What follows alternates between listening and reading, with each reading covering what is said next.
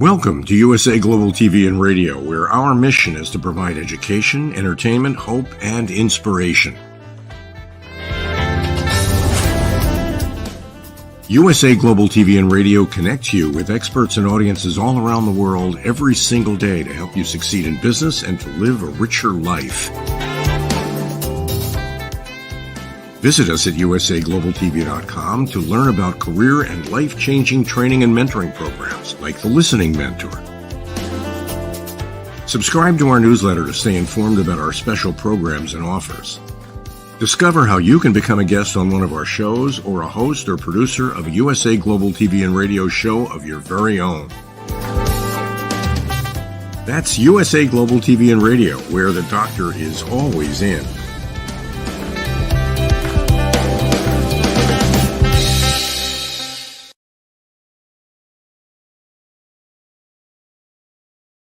Hi, red.olaughlin here. We're on the Wise Ones on the USA Global TV and Radio Network. So good morning, good afternoon, good evening, wherever you are in the world. It's a live broadcast going out everywhere. I'm really honored today. It's kind of a challenge. I don't normally have other TV hosts, interviewers, entertainers on this. So today's kind of special. Marc Lee is on Pod TV. He's an entertainer. He's involved in a lot of different things. And so it's going to be from one TV host to another TV host today, and I'm looking forward to learning a lot. So, Marc, join us, please.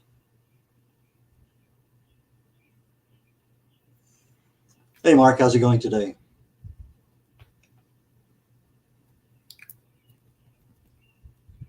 How you doing? I don't necessarily hear you, so I'm trying to figure out what's going on there and everything, because I'm not hearing you at all. I heard the intros, but I'm trying to figure out what's going on that side. I can hear you fine. I can hear me fine. Of course, I'm talking to myself, but let me ask our production engineer if she is hearing us. I can hear everyone. Yay! Marc, can you hear me? He can't. Marc, okay, let's ask him to log out and come back in. Okay. So in the meantime, Red, while he's doing that, it's interesting because it used to be that if we had somebody from another platform, then that would be a competitor. But now it's always looking at things and how can we collaborate. So Marc actually found us through StreamYard, which is the platform that we're streaming from right now. As you know, we also stream from wave.video. And StreamYard really helps promote collaborations. And not only is StreamYard one of your production platforms, you also use Wave TV, and do you use any others? No, we just use wave.video and we use StreamYard. And so Wave is interesting because the intro and the outro are automatic. So let's bring Marc back. He said he can hear me, but he can't hear you. Marc, hello. Can you hear me? Yes, I can hear you loud and clear. I don't know if you can hear me and everything, but I can hear you loud Yeah, and clear and all I along can those hear you lines. fine. Any problem Yes. hearing me right now? Can you hear Red? Testing Say one, something two, again, three. Red. I Testing don't one, hear two, Red three. at all. So maybe I'll go out and come back in because that's very unusual because I know that I've done that even on my own shows and everything, but because I can hear you very clearly, Dr. Carbeck and everything. But let me go out and in because I don't know why Sure. I'm not hearing Thank Red, you. but I'm hearing you. Okay, thank you. Again, a true professional there. Yes, definitely. So the wave.video, the thing that I like about that platform is that the intro and the outros are automatic. So the show closes itself out, which is really nice. And one challenge that I found on the other platform is that the green screen, you have to actually find out what is the specific color of your green screen. And then you have to implement that code and then it matches. Otherwise, you have a halo and it seems very hard to get that halo off. That answers the question of the green halo. So Exactly. And then on this platform, we can have our custom backgrounds, which on that one, it seems that and I could be wrong, but it seems like you have to use the ones that they provide. yeah, I looked out once it got one of your backgrounds on there, but I couldn't figure out how to do it again. But so it can happen. I just don't know what series of events you need to do to make that happen. Mark should Yes, be back. I'm right there with you. So today's episode is going to be interesting because we're going to be finding out about this other platform, which is called the Pod TV Network. I'll go ahead and do a screen share so that people know where it is that Marc's from. So we see the Pod TV Network, and he's going to tell us more about what's going on here. And as you know, they have politics here, sports. We really don't discuss politics on this platform, which we could, but I like to keep things somewhat calm. You concentrate primarily on religion, right? No religion either.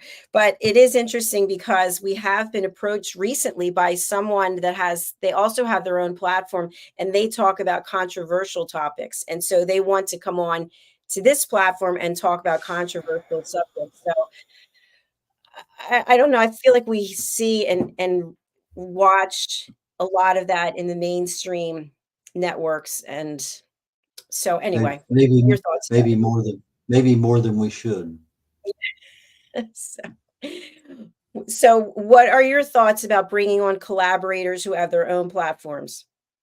I think it's a great idea in the world we're in today. I think the networking, I may meet somebody else who's another author or another publisher. I have no problem at all communicating with them.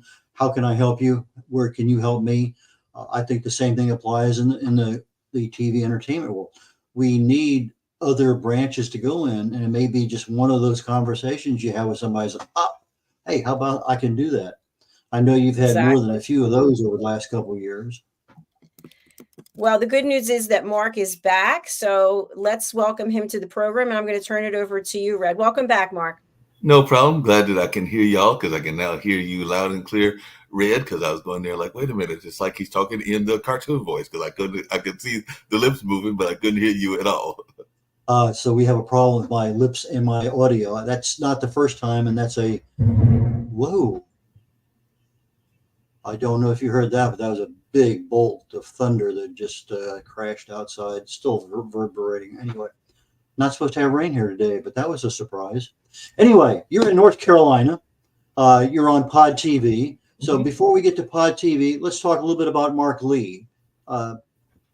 What's important to know about Marc Lee before you got to being an entertainer and TV personality? Well, one is that I grew up in rural North Carolina. I was actually born here in Durham and all along those lines, and have a lot of family members that were part of my great legacy and all along those lines. And then my parents actually in the late 70s, around the time of independence, started a radio station. So I would have been a teenager at that time, and I was going to like, hey, this sounds like a fun thing to do, because neither of my parents actually had a background in the radio. Mom was actually trained as a guidance counselor, and dad, who is still living, actually both parents are still living, was actually a military person and was actually also involved in the civil rights struggle and was also an engineer, but not a radio engineer. So they had no background in the field, but they had a love of blues, a love of jazz, and a love of wanting to hear the voices of African Americans and other minority communities as well as rural communities heard. So they created their own radio station, WVSP, which stood for Voices Serving People, and all along those lines. So that station lasted for about 12 years and all along that kind of space. So it was definitely something that was really resonated with me, this notion of being in the media, even at a very young age. When I was very young, I actually thought a couple of things. One, I was always interested in newspapers, probably because of Watergate and other things along those lines, and definitely wanted to get into journalism, print journalism, and had some field and some work in that field. But I also at one time thought I wanted to be a weatherman. So I actually did some homemade weather predicting, whether that was using a barometer. Some people don't even remember what a barometer was and all along those lines, but definitely, and the wind, the weather vane, and also would be using things like the Farmer's Almanac to kind of determine what the weather is going to be. And sometimes I felt like I was having better luck than the actual weatherman was, and all in that space. I was surprised last night. My wife and I were watching a TV show, a chef competition, and one of the chefs, when they were doing a close-up and personal of him, had a picture on a wall of his restaurant, 7 generations going back, that they had photographs of the great grandparents and whatever. And I was just sitting there amazed, because we talked just briefly before the show about legacy and heritage and things like that. So, and your first thing you bring up is, the family background of how your interest got started. And so there's obviously a lot of interest in that. So you have your parents who were kind of a stimulus to get you started, regardless of which direction you went in. And then you kind of developed into what we have now today. Was there something before Pod TV in addition to the radio, or did that just kind of evolve from there? No, it evolved from there. We do a couple of things in addition to Pod TV. Pod TV was actually, and we can get into that later, formed by 2 friends of mine and all along those lines. But I actually, after the station went off the air, I was actually helping in the creation of the radio station on North Carolina Central University, which is one of our HBCUs, and I'm still involved to some degree with them, even though I'm not actively on the air. I'm still friends of theirs and allies of theirs. So I definitely keep in touch with them and try to help them by promoting what they are all about, which is WNCU. But definitely Donald Baker, who was a friend of my dad's, as well as myself and others, served on that initial board that created that station that has been on for multiple decades and all along those lines. As a matter of fact, I remember that when 9/11 was going on, I was actually going to the radio station studio because we were having our staff pictures taken. I believe that was on that same day and everything, because I used to do a Monday night radio show that was very blues oriented. And I remember that day, which I think was a Thursday, if I remember correctly and everything, everybody was kind of like looking at the computers, because we did have computers even in 2001 and all in that space. But we were actually having some very interesting thoughts, because one of the thoughts I had was a car went by, because Durham was a much smaller city. I mean, it's still a small city, but it wasn't as developed in the sense of what they're doing in downtown development and the restaurants and the kind of growth that they've had in the last several decades. And there was a car going by, because even to this day, I get by on mass transit, and there was a car going by, and I heard the attack was taking place. And the first thing that crossed in my mind as a young person, or a younger person, because I would have been in my 40s, I believe, at that time and everything, was, wow, is somebody doing War of the Worlds? Because I was actually thinking about that old classic TV show. And then when I got there and realized that there was actually somebody that was crashing into the towers and all along those lines, it definitely gave a different sense of what was happening. Because one of the things that I've even observed, and I don't know if you have observed this, but a lot of times when we have disasters, I think that Mother Nature oftentimes will let us know what's going on, because I had observed that I didn't see many birds and even squirrels, which can be very active here during 9/11. So it's almost as if the animals got the clue. Humans are about to be really stupid, so y'all might want to go duck. And I think that the same thing happened with the pandemic and everything along those lines. But that's just some of my own kind of crazy and interesting theories. But I do, because I'm a big lover of nature, and I love seeing what the animals are doing outside and everything. And I was saying, hey, maybe they've got a idea of what's happening. I noticed one of your headlines there on your Gmail account is blues radio. Mm-hmm. So gospel, rock and roll, blues, jazz. Do you have preference, or is it just blues only? Or It's not just blues only. I have a lot of different types of musical styles that I am a big fan of. As a matter of fact, a show that I do, it actually started on Pod TV and now he does it on his own network, is a show about funk music. So definitely Zach Robertson, who is a long time or a fairly newer friend, does a show about funk music. He actually played several years ago at George Clinton's birthday party there. I believe that was in New York, if I remember correctly, but he does a show every Saturday night that's all about funk music. And I've learned more about funk music than I actually knew before, even though I was a fan of George Clinton, Parliament, and a number of the other groups that were in that space, including Mandrill. But yeah, I love all kinds of music. I'm a fan of even some avant-garde type music and even some different musical styles, because I've had friends, because I've also worked a number of festivals here in the area. We have one called the Eno. We have our downtown street festival called Centerfest. So I've had friends of mine that have been in everything from polka music to what do you call it, klezmer music, to even like some bluegrass and some jazz. And we even got to a number of friends that are in the hip hop space. As a matter of fact, one of the things I just recently did at Hayti, which is the cultural arts center that I work at as well, was have a group of hip hop artists that came from around the world. They came from Spain, they came from Costa Rica, they came from France. I think it was about 25 or 30 of them. And they were learning both from me about the history of Hayti, which is in part of what is considered one of the Black Wall Streets. Some people will know Tulsa, some people will know Durham, some people will know Rosewood, but there are various Black Wall Streets. So I was talking about that history component with my good friend Pierce Freelon, was talking about the hip hop component, because he is very much into hip hop and is a hip hop artist himself. I've been watching a show. It's a documentary by Jerry Lee Lewis. It takes him through his life, and he was asked a question last night. I'm almost done with the show, but asked who is in his opinion, as a rock and roll gospel singer, who is the best? And he said, without a doubt, Chuck Berry. Qualified that way. He says he writes all his own music, he performs all his own, he sings everything he does himself. He says it doesn't get any better than that. Of course, his music is pretty good too. So that kind of surprised me a little bit. Your thought on Chuck Berry being one of the better musicians?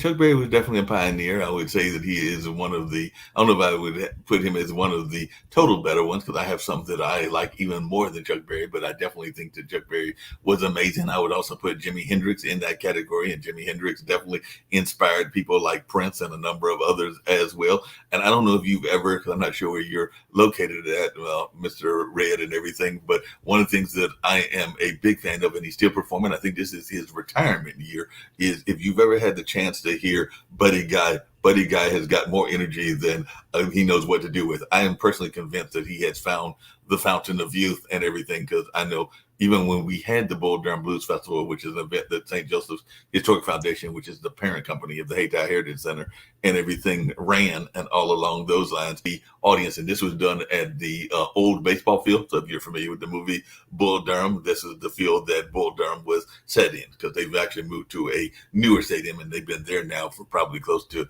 20 years or something like that. But there was a time, particularly when Susan Sarandon and Tim Robbins were doing that movie, that was actually being shot at the old ballpark, which is where the Bulls used to play. Matter of fact, I understand that the house is up for sale, the house from the Bull Durham, and they want like $1.6 million. Unfortunately, I don't have $1.6 million running around, because it'd be kind of cool to live in the house that Bull Durham was shot at and all along those lines. But I ain't got that kind of money in my personal account and all in that space. But definitely, it's just fascinating to when you think about these great musical types. But I would definitely say, if you've never seen Buddy Guy perform, and I think this may be his last year of performing, because he may be getting ready to retire, he is an amazing artist, just like Bobby Rush he is, and Bobby Blue Bland, and there are a number of other great blues artists that are out there. And of course, there are some tremendous jazz musicians like Taj Mahal, and I was always a fan of people like John Coltrane, Miles Davis, and Charles Mingus as well. So there's a number of different styles of music that I am a fan of. Well, you don't have the 1.6 million yet. Yet. So that's the part that you left out, was the yet. The last time I was at an event where the performer was very animated and actually walked out in the stage, and the guy was older than I am, and I'll be 78 here in a very short period of time. and that was Chubby Checker. Oh yeah, that was just about the beginning of the COVID. He had a presentation here in the Houston area, and my wife and I went. And anyway, so they do have that, but again, I think you're right. Not many people actually go out in the audience anymore. It's just one of those things they don't do. Why don't we jump in? Go ahead. Go ahead. I'm sorry. I'm saying they don't do that, and unfortunately, sometimes we don't see.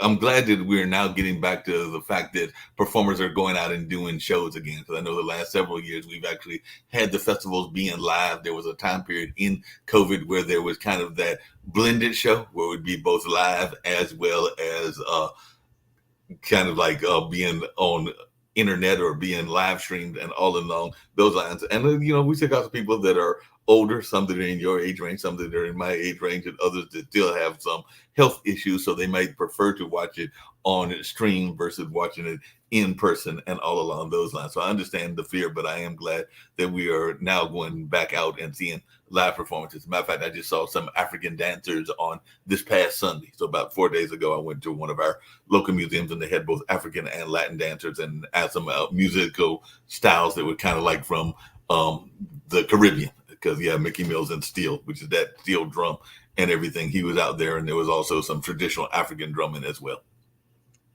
Tell us a little bit about Pod TV and what you do. Okay, no problem. The way that Pod TV actually started about during the height of the pandemic. Nick Palveda and Kim Calhoun had actually met each other at a hackathon, and Nick is a pension attorney by trade. Kim Calhoun is an engineer by trade. And I was really liking their kind of message. As a matter of fact, I was watching y'all's opening, and it's a very similar opening to the fact that they try to bring people from around the world to talk to each other and to have these kind of conversations and all along those lines. And I have been the primary producer for a number of shows. As a matter of fact, we do a World Edition, which is a conversation around the news that takes place every Monday through Friday at 10 a.m. We also do World Politics, which is every Tuesday and Thursday. And then I have my own online dinner party, which is every Wednesday. And that is just people sharing their life lessons learned and some of the things that they have gone through. And I always try to end with a message of positivity and hope at the end of the show, just because I feel that that's something we need more of in our world and just in general and everything. So that's some way that I try to end the show, even though the guests range from people that are in the entrepreneurial field to people that are in the cultural world to people that are in the education space and a number of others. As a matter of fact, I've got a couple of shows that I'll be producing later on this evening. World Politics will be at 5 o'clock, and at 6 o'clock, Coco McMillan, who was a former background vocalist for Gerald Levert of the OJs, and all in that space.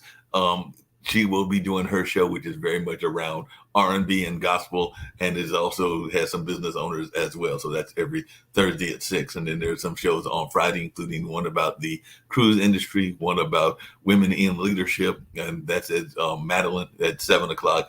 And then there is one about interior designing, and that is with Miss Jeanette Chadsworth, and that is the Color Whisperer, and all in that space. So there are a number of shows that exist, including some that we picked up from other networks and other cooperation kind of things going on, because the Angry Geeks has got their own YouTube, as does Skeptical Metaphysicians, but we have a working relationship with them, as well as Interludes, where we will re-air their shows, and the same with Sharif, who is out of Malaysia. So we have like a working relationship in that sense. So I am probably the third or fourth, because it's really much a streamlined kind of community, because like I said, those are the two founders. I'm probably one of the lead producers. We also have a chess show, because Sasha Starr is from well, he was spent some time and was like living in Russia, well, actually living in Ukraine at the time that was under Russian control. So he does a show about the Ukrainian Russian war, and how the Ukrainians are bravely fighting against the Russian army, and all in that space, called Ukraine, Russia, and China. It's every Tuesday and Friday at 11. And he also does a chess show. As a matter of fact, we just recorded that earlier today, but that actually airs on Saturday. And he does a show that was yesterday called Modern Investment. And we have Rick Rosner, who used to be was a writer for Jimmy Kimmel, and all along those lines. And he has a show that he does regularly about once a week or once every other week, called Naked at Night, which is kind of, I like to compare it to Point Counterpoint, if you remember that old TV show, because he is more on the liberal side. His friend Lance is definitely more on the conservative side. And while they are while Lance, who is the artist, is drawing him, they are debating their points from a political standpoint. And like I said, they don't oftentimes agree. As a matter of fact, at times they often are at serious disagreements as to what's going on in the world and how Trump is thought about, or how Biden is thought about, or a number of other things, including one that I mentioned earlier, which is COVID and all in that space. But they have a very lively discussion, and they have a friend of theirs who is a troubadour. I think he's Latin American, but he comes on and does a musical number, and then I might come in and have some comments as well as some questions. Sometimes they are questions that are lighter hearted and everything, because they can get a little bit deep and everything. Sometimes I might jump into the deepness, but a lot of times it's a lot lighter. Well, at the end of the show, I'm going to give you a chance to talk about who the ideal clients, ideal guests for the show, and how they can actually get in touch with you to do that. Mm-hmm. But right now, if I get my production engineer to pull up your website, podtv.tv, and we can take a quick look at that so people get a chance to get familiar with everything that you just told them. I was doing a little search on it just before we get started, and there's quite a lot of information there. And so for people who are looking to get their message out, and it happens to fit within the guidelines of Pod TV Network, podtv.tv, I believe, is the website. Is that correct? That is correct. That is totally correct. Any particular thing on that website that somebody should be aware of, or just go there and start wandering around and they start wandering around? If they notice that if they go to the bookstore, which is there in the stores, they will see that a lot of our guests have books on Amazon. So we have plugged that in. So a lot of the past guests, if you click on the bookstore, you will see that there are a number of past guests, and you can actually buy some of the books of some of our past guests and all along those lines. So if you click on that, you'll see that a number of amazing guests have been on there, including some that are regulars, like David Walker, who was the Comptroller General and all in that space. You can see that his book is on the bookstore, and you can also see that there are others that are in that bookstore as well. So that's something that people can see that is available. And of course, there's limited merchandise, but we do have some merchandise, and we may be adding some more merchandise. And there are some interesting shows that they will see if they go to the TV shows. And one of the things that we like to talk about is that there are multiple networks within Pod TV, because there is the regular shows that exist with that have mostly been what I've been describing, but we also we'll have what we call live events, which is some events that are going on, and there might be some sports events. There might be some events that are like lectures and all along in that space. So if you go down there under the homes, you will see that there is different types of shows that are available. So if you scale down, you'll see that World Politics is a lot of our politic interviews and all in that space. And then, of course, there's my online dinner party. So if you were to click on that, if you were to go there, you would see a lot of our various shows from the past, including some over the last month or so. And if you keep sliding down, you'll also see that there is the shows I was talking about. This is the gentleman that I was referring to that has come back up a little bit more. And this is Sasha Starr. No, go up. I'm sorry. That is Sasha Starr. He is a world champion chess player, but also a master musician. And he's the one that does the show around Ukraine, Russia, and China, as well as the show that has to do with modern investment, and also the show that he does on chess. You mentioned earlier, just before the show started, that one of the areas that you wanted to spend a little bit of time on was heritage or legacies. Tell us how that has affected you, and how you have had this passion. I kind of got that out of your voice when you were talking to me about what you wanted to get across to our audience today, or what you wanted to leave them with. So let's talk a little bit about heritage, and I'm going to let you have a couple of minutes to talk about that. No, I'm glad that you did that. Like I said earlier, and I've definitely appreciated this opportunity that you folks have given me. But when I think of heritage, I think about my grandmother. My grandmother actually founded the first African-American library in Raleigh, North Carolina, and it definitely did it by going knocking on doors and collecting money and all in that space. And that library still exists. So you can go to Raleigh if you come to our state capital and go to the Richard B. Harrison Library. But at the time she was doing that, it was during the time of segregation. So there was no African-American library, and she went and created it. But then again, Molly Houston Lee was also the kind of woman that would go against what some people were telling her she could or couldn't do, because she also attended Columbia University at the time of segregation as well. So she was definitely a pioneer in that sense, just like I consider my parents to be pioneers as well. So that's what I meant when I said that it's not just me, but it's also my younger brother that continues in that legacy as well. Because like I said before, I have family members, and even mom was involved in education. And my brother does a lot of work with what is termed as at-risk youth, or those youth that are troubled in one form or another. But I know he's not a big fan always of at risk, as neither am I, and everything, because I think that sometimes it makes a self-fulfilling prophecy in that sense and all along those lines. So definitely he's been involved in that field for a while. We used to joke that he didn't know what he wanted to go be when he grew up, because he went into engineering, he went into a number of other fields, but I definitely feel that he has found his calling, just like I found my calling in media and event planning and all along those lines. Because the other thing that I was going to mention really quickly that I am involved with is a effort, and it comes down to heritage, but also helping others in the community, is a good friend of mine, Captain Newborn. That is actually his first name, not his rank, but he is a veteran advocate. And as a veteran advocate, he got together with the Apollo and he created the Road to the Apollo. So we actually do these competitions. They started at the Hayti Heritage Center where I work at, and then they moved around to different venues in the state of North Carolina. And those winners get to go to the actual Apollo in New York City, and we get to jump the line. So we have a relationship with the Apollo, and we've had some of our contestants have tremendous success when they've gone up to New York. You have this passion for legacy and living the dream and your heritage. How about your kids? I'm sure you have kids, grandkids, maybe. Are they all as excited about it as you are?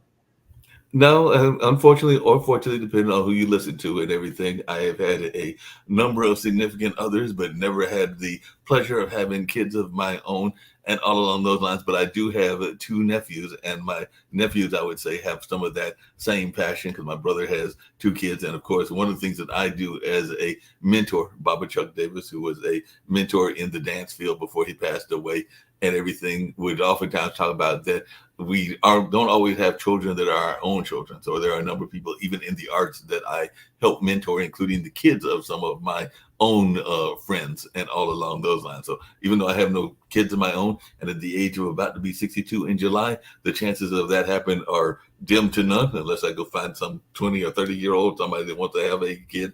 And like I said, at 62, I don't know that I'm trying to go down that path and all along those lines. But definitely, that being said, I do think that I can still be a mentor to many in that way. And even though I don't have any kids of my own, and I do try to give good advice to my nephews, as well as the kids of friends of mine as well. And some of them have gone on into success. As a matter of fact, I hate to say it, but one of them that actually did a video on me passed away at a much too young age. He had become a professor over at North Carolina Central University, and I want to say that Kenneth was only maybe in his early 40s, if that, and everything. But he recently passed away. I'm thinking of natural causes, but I'm not 100% sure of that. But I've also seen some people like my friend Murdy, who has no kids either, but she is got several nieces and nephews of her own, and one of her nephews is a filmmaker. So I do like to give him some film advice as well and everything. So yeah, definitely Matt Landon Boss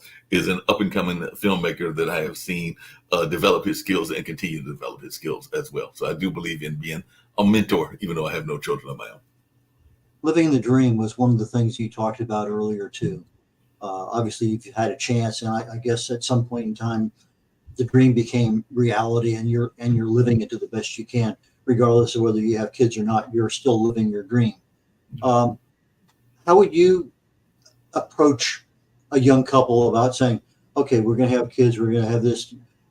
When does this living the dream? I mean, it should be literally from as young as you can, because it's part of our life. But I think I know, in fact, I know a lot of people in their 50s and 60s that just haven't got the word about living the dream, and they're still, hand to mouth, month to month, this, that. And I don't want to say they don't know what they want to do when they grow up, but I don't think they know what they want to do when they grow up.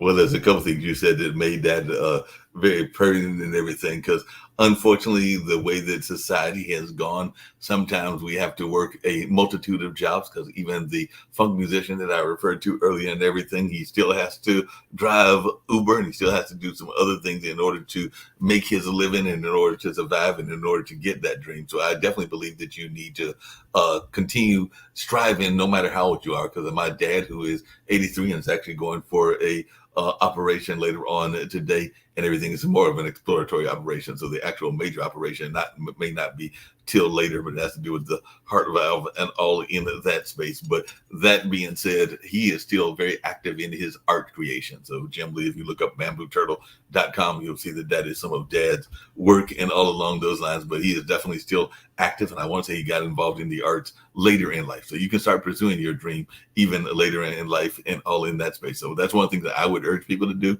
I was also briefly during the pandemic and need to get back in touch with them, a member of a group called the Funky Eye Puppets, which was like a vocal of like a theater group, but it was done through Clubhouse and a lot of other kind of spaces like that. So it was more of an audio troupe. That's the word I was looking for, and everything in that way. But one of the things that IPC, that's the gentleman who used to work with George Lucas that founded it, and he is a haiku champion, talked about, is this notion of actually not letting that childlike wonder evaporate as we get older. So that's why I get frustrated with sometimes, is I think we let the childlike wonder disappear, and I think we should have that at all point in our life and all in that kind of way. And I also wish that we would definitely, pursue our dreams and pursue our ambitions. And just because you have to work a 9-to-5 doesn't mean that you can't pursue your dreams as well. Childlike wonder is a very good description. I like that a lot. We're getting toward the end of the show. So you have a show called Online Dinner Party. Mm-hmm. What kind of guests are you looking for? Who would be an ideal guest? How do they get in touch with you? How do they book your time? What can they expect when they get on the show? You mentioned you have a discussion and then kind of a wrap up at the end. But who is a good guest for this show of yours, and how do they get in touch with you? A couple of things. One, they can get in touch with me at bluesradio@gmail.com. They can also go to my Calendly. I do love Calendly as a way to get booked and everything, and that is calendly.com/bluesradio. You mentioned that I definitely have a affinity for blues music, but just affinity for music in general and everything. And the way that the online dinner party works is it's, as you probably can tell, but maybe you can't, but this particular view, but I live in an apartment as opposed to a house. But if I lived in a house and I just invited friends over and we had a casual conversation and got to learn from each other, maybe we were playing cards, maybe we were actually having dinner, and all along those lines, that's what I think of as the online dinner party. So my guests are usually people in the entrepreneurial space, the creative space, the education space, and even some activists as well. And I just like it when we get to learn from each other and have some back and forth conversation. And sometimes it's surprising what takes place. Because I remember one time I had a woman that had been involved in being the other victim in a murder, because I think it was her husband had been killed and everything. And then I had some activists that were in the space of like around handicap activism, and particularly in the arts and everything. And it turns out that they had some similarities in the terms of, I think one of the people had gone through some crime incident that had been that other victim. And then of course, it seems like the person that had gone through the whole criminal situation had some artistic background. And the same thing happened when I had Ira David Woods. Many people will know his daughter, who of course is very active in the television world and all along those lines, but he played Scrooge. And I had a gentleman that was an accountant, and it turns out the accountant used to be an actor. And of course we know that all arts organizations need a good accountant, and just like all good media needs a good accountant as well. So it was good when they had kind of a back and forth as well. And that's just two examples of what happens on the online dinner party, because I do like it when they interact with each other and there is some of that interaction going on. So anybody that's interested, please do get in touch with me at bluesradio@gmail.com, and I look forward to hearing from you. Okay, for our audio audience, blues, just exactly like you expected, BLUES, radio, RADIO @gmail.com. And so if I'm interested, I would write an email to Marc Lee at bluesradio@gmail.com and say, hey, I'm available. This is my background. Do I qualify to get on your show? And then we'd have a conversation by email back and forth or some other way. And I'd either make it or I wouldn't make it. That's the way things work. That's the way things work, and I'm very much liking to hear interesting conversations. There have even been folks that might be surprised that they made the show because they might not even be in my background, but I also like to learn as well. So I do think, like I mentioned before, that education and constant education is a good thing in life. So there are even people that have been on this show that were in fields that I don't necessarily have expertise in. Like I've had some people that are in that AI space. I'm learning more about AI, but I would not claim to be an expert in it. And then I've had friends that are even of different political views or different thoughts than mine might be, but I just like to hear why people have the beliefs that they have, and I'm not going to sit there and browbeat them because I just think that it's better if we learn from each other. Well, I'm going to take away childlike wonder as one of the thoughts that I'm leaving the show with, because that as you were talking about things, that kind of caught me. So with that, I'm going to go ahead and conclude our TV show today. Mark, thanks very, very much for coming in. Glad to be on. Just before you leave, I just have one question, because there's something that you have in your background that is the other thing that I really love, and along with childlike wonder, and I kind of alluded to it earlier, but I am loving because both you and the founder of this particular network had it in the background, but I love nature. So the fact that you've got this greenery in the background, I am loving the greenery in the background because it definitely reminded me of the importance of nature and all along those lines. Thank you so very much. I appreciate that. And with that, we're going to conclude here in the next few seconds. The Wise Ones, I'm getting ready literally for a show now in about 10 minutes called Talking Heads. We started talking about a deep dive into nutrition. We started with nutrition in general, kind of dived a little bit into vitamins. We're going to finish up vitamins today and possibly get into minerals. But there's a lot of information. And if you don't understand what happens when you either eat a food and a vitamin or minerals in there and how it gets processed in the body and what you can do to help it a little bit. Anyway, we're going to do a deep dive into nutrition, especially into the area of vitamins and minerals today. So Talking Heads coming up in just a few minutes on the USA Global TV and Radio Network. Join you next week on The Wise Ones. Take care now. Bye. Women of the Caribbean and around the world, are you tired of the status quo? Tired of barely making ends meet? Tired of giving maximum effort for minimum results? Are you in need of change, a fresh start, a new outlook, a new perspective? It's time to break through. Join us along with women from around the world at the Empower Her Escape, a 5-day all-inclusive royal cruise to the Bahamas and Florida. Connect with world leaders and influencers and begin afresh your journey to more. Hear dynamic speakers with sessions on women in leadership, the importance of mentorship, how to start a business from the ground up, financial literacy, an integrated approach to wellness and wholeness, and so much more. Guest speakers include First Lady Anne-Marie Davis of the Bahamas, Her Royal Highness Katerina of Yugoslavia Lady de Silva, Her Royal Highness Queen Sekothali Mepena of South Africa, and Coach Max, Global Multi-Six-Figure Wealth Coach. Cruise packages include 2 nights at an all-exclusive resort, gratuities, taxes, and port fees, red carpet welcome and extravaganza, course materials, and a souvenir gift bag, flight not included. The Empower Her Escape cruise takes place on May 15th through the 19th, 2024, departing from the port of Palm Beach, Riviera Beach, Florida. Hosts for this life-changing event are Coach Cherish Hollingsworth of Florida and Coach Mercy Gilbert of the UK. For more information, visit our website at www.empowerherroyalescape.com or call us at 954-203-6608 or email us at cherishresiliencecoach@gmail.com. Connect, collaborate, celebrate at the Empower Her Escape Cruise.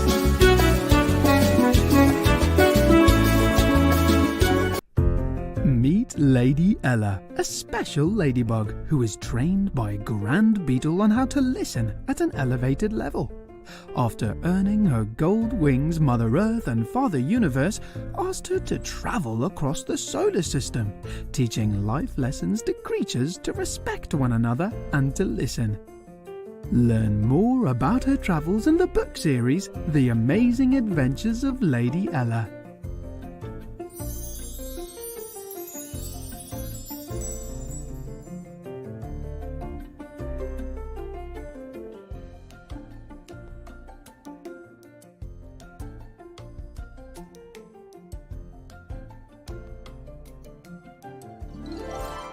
The Amazing Adventures of Lady Ella, the Listening Mentor. Lady Ella's ABCs of Listening. Lady Ella has afternoon tea in London. The ocean calls and Lady Ella listens. Lady Ella listens in the Baobab National Game Park. Lady Ella's space adventure across the universe.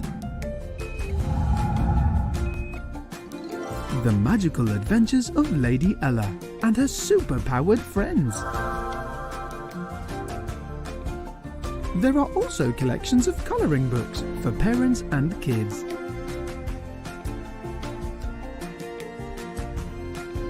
Providing world-class education, entertainment, hope and inspiration. Join our team of elevated listeners to teach children elevated listening skills. Lady Ella would like to teach you and your family how to listen at an elevated level. If you're interested in learning life lessons as well as how to communicate more effectively as a family, go to Amazon and order Lady Ella's books. They're all there just waiting for you.